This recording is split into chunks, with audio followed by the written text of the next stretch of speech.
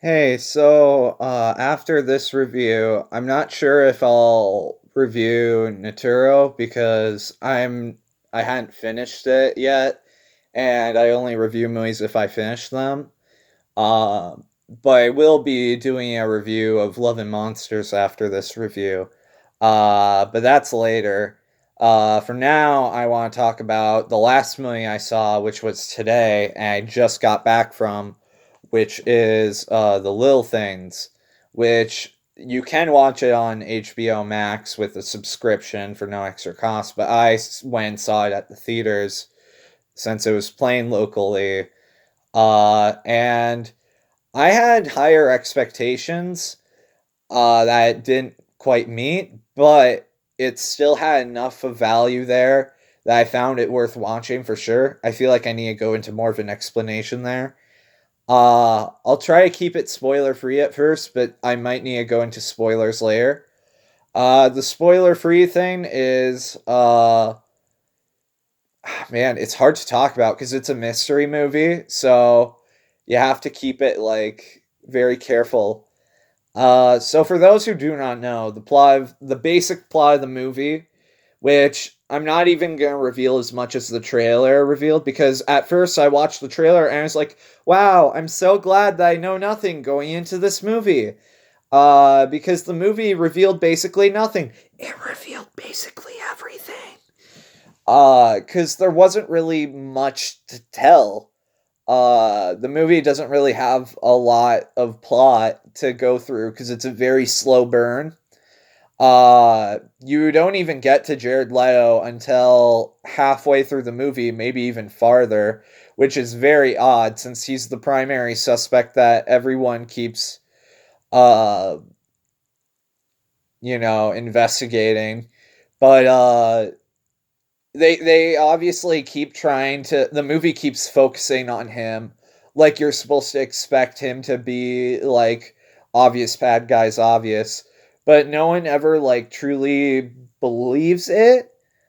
Uh, unless if there's some other like twist going on, like I would believe it if they include it with him and somebody else. Which whether or not they do that, I will not say. Uh, and I'll keep it like that when I talk about things. Like, I won't reveal the nature of the movie in this video. I won't spoil any of the twists, but there will be things that I'll want to talk about. Uh, I guess I'll also talk about the what I thought going in, what was gonna happen. The first time I watched the trailer, I thought if any of the three main characters are gonna be the killer, like any one of them, if I had to just pick one, I would probably say Rami Malek because his character was too like squeaky clean. And I thought that would have been interesting, but I couldn't quite figure out how to make it work in my head since he was so passionately working towards searching for this killer. If it did not exist, why was he so passionately working towards it?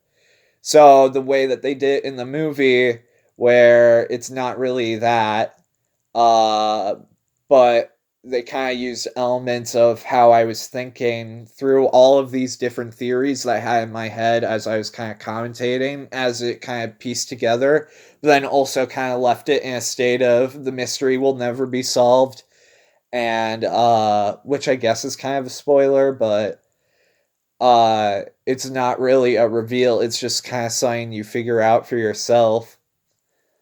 uh it's a hard movie to like piece together like what all you know for me anyways. Because it's kind of hard trying to figure out who did what when it comes to like the murders and which murders are still unsolved. I definitely feel like this is one I need a rewatch. One thing I can say is I definitely found Jared Lowe to be the most entertaining of the three performances. So having him come in so late to the movie and because of that not be given as much screen time as the other two lead performers, I found that kind of disappointing because he was the most entertaining bit of the movie because he was having so much audible fun with the movie. He was definitely not taking it seriously. One of the people I saw it with called it hammy, but I don't know, I just feel like it was very humorous and fun just watching him just kind of play with the part he had. And it's definitely just a very playful part that he has that's very intriguing, where the way he goes about doing things makes him extremely suspicious, but you're not sure if that suspicion is validated or not because he does do things that just feel like the movie try and make him suspicious, and then things that are genuinely suspicious, so you're not sure which is which. And the people pursuing him, if they're more suspicious than him, it's not exactly clear. And throughout the movie, the one thing it does best that I'm trying to get at is I didn't really have a solid idea on who the killer was or killers. I didn't really have a solid idea like what the answer to the mystery was, and I had really no clue what was going on, which is kind of a good thing with a mystery movie because you don't really want to have it solved at the beginning because that's really disappointing. Uh, the one thing that I figured out when rewatching the trailer was just how suspicious Denzel Washington looked and how he could potentially also be the killer. So that puts all three characters and all three actors as very suspicious, and how legitimately any single one of them could be the killer, or a mix of any of them could be the killer, or it could be some unintroduced fourth celebrity that you've not seen in the movie, or you could mix the four of them. Like, there's so many endless possibilities I could go with, and you're just not sure which way it's going. That they're like hiding from the audience, like some unintroduced fourth person, you know? Because obviously the trailer is very withholding, and the movie within itself is very withholding, which is a good thing when you're doing a mystery movie. Like how the opening scene is very tense, but you never see any of the people outside of the victims whenever an attack happens. Like, there are two people that could have killed the victim in the opening scene, but you never see either of them.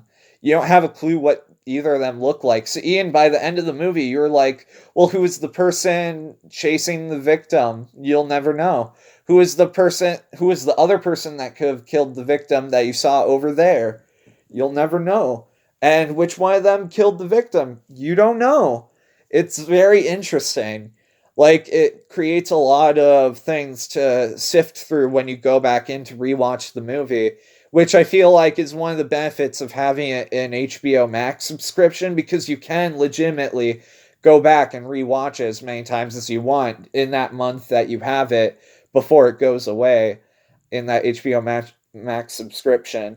But the one thing that takes away from the rewatchability is just how painfully slow that first half is. Uh, if it wasn't so slow and if they cut out more from that first half, I would be able to recommend it more. I would give it a higher rating out of 10. Absolutely, because it's a complete package the way it is. It just needs to be cut down a little in that first half. Everything before you meet Jared Lowe's character, if you just cut through that, like cut that down a lot more, I feel like it would be way more compelling, way more interesting. But it's just like really short feeling after that point. And when you meet Jared Leto, that's where the movie feels like it should more so begin. And you're like halfway through the movie at that point, which is kind of disappointing. And the trailers felt like they focused more on the second half of the movie, which is surprising because it felt like you were focusing on the first act of the movie from the way it's set up in the trailers, and that you're just like barely digging into it. But no, you're there at the end, and it's like kind of disappointing. When I was at the final shot of the movie, I was expecting there to be way more at the end of the movie. Like, I thought there was gonna be like another half hour, 40 minutes after that point of the movie, because I was like, oh, now stuff's getting started. Now the movie's finally kicking into gear. Like, literally the scene before the last shot of the movie. But then the movie like is simmering like on this really long shot that feels like a final shot, and I was like, wait, this isn't the final shot, is it? And that goes on for a really, really long time, and you're like, this is the final shot, isn't it? But like the main oh crap moment just happened, and it feels like there should be a long aftermath of this. If you look at how crime movies are structured, where this movie ends is where movies usually go to at the beginning of their second act or the end of their first act, because there's so much that needs to happen after this moment that you can sift through plot wise. And it's hard talking about without going into spoilers, because there's something a character does that needs a lot of aftermath. And it's literally the thing that the movie's titled after. So it's bizarre that the movie doesn't even go into it. It just seems to let all the characters get away without consequence, and it's bizarre.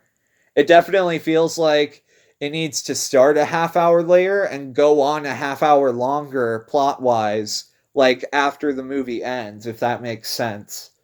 Like it just needs to be shifted because it needs to realize what's interesting. And I've always had this problem with John Lee Hancock's movies. Like they never hold my attention as much as I want them to. Uh but yeah, there's a lot of good stuff here. There's a lot of potential. Uh but it's very very slow. And if you have the patience, it is worth seeing through. It has some frustrations with it, but there is fun to be had there. It is funnier than you would expect with its dark gray tone. Also, the speaker blew out while we were watching it, so there was this like dark grimy gray noise playing, so that really helped with like the menace during scenes. Even though I was like, Jared Leto's not gonna do anything in this movie because he's way too obvious. Even Denzel Washington is kind of too obvious. I'm gonna be really disappointed. Wham, wham, wham. I was not disappointed with the reveal, by the way, at the end of who they made like do it. Even though I was complaining, well, every variation of how this could go will disappoint me. And then it ended, and I was like, okay, I'm not disappointed with that outcome for the mystery. Uh, but like the way that they bait you with Jared Leto and the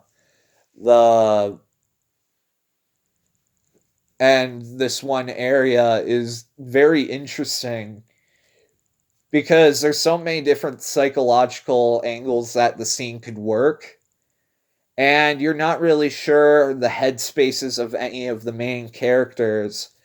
Like they're not absolutes because you don't know which of them are the most dangerous, because they're all very like shaky characters morally. They're all very gray. So you're not sure which of them is in danger and which of them are dangerous. So it's very interesting to see how that plays out.